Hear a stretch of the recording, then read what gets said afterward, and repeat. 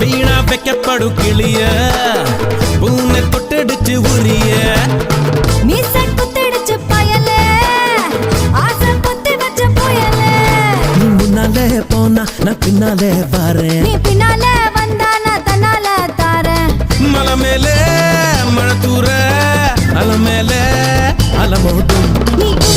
கும்முன்னு தாக்குமா குத்து குத்து நீ கம்முன்னு தான் வாய் கொஞ்சம் பொத்து